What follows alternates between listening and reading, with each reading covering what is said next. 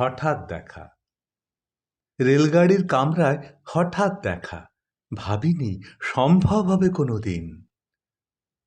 আগে ওকে বারবার দেখেছি লাল রঙের শাড়িতে, ডালিম ফুলের মতো রাঙা। আজ পরেছে কালো রেশমের কাপড়, আঁচল তুলেছে মাথায়, দোলন চাঁপার মতো চিকন গৌর মুখখানি ঘিরে। মনে হলো কালো রঙে একটা গভীর দূরত্ব ঘনিয়ে নিয়েছি নিজের চারদিকে, যে দূরত্ব সর্ষে ক্ষেতের শেষ সীমানায় শালবনের নীলাঞ্জনে। থমকে গেল আমার সমস্ত মনটা। চেনা লোককে দেখলেন অচেনার গাম্ভীর্যে।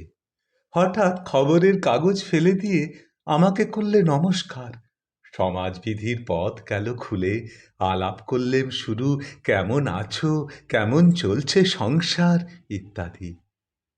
সে রইল জানলার বাইরের দিকে চেয়ে, যেন কাছের দিনের ছোঁয়াচ পার হওয়া চাহনিতে দিলে অত্যন্ত ছোট দুটো একটা জবাব, কোনোটা বা দিলেই না, বুঝিয়ে দিলে হাতের অস্থিরতায়। কেন এসব কথা?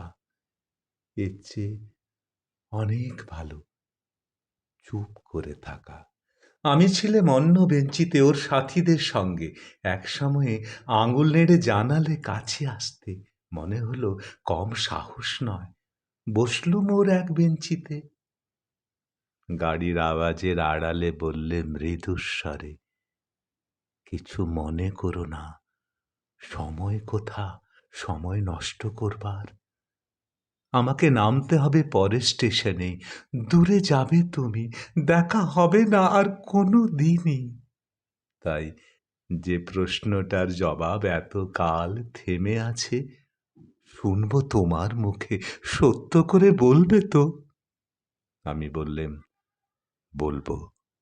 বাইরের আকাশের দিকে তাকিয়েই শুধলো, আমাদের গেছে যে দিন, একেবারেই কি গেছে, কিছুই কি নেই বাকি। একটুকু রইলেম চুপ করে, তারপর বললেম, রাতের সব তারাই আছে দিনের আলোর গভীরে। খটকা লাগলো, কি জানি বানিয়ে বললেম নাকি।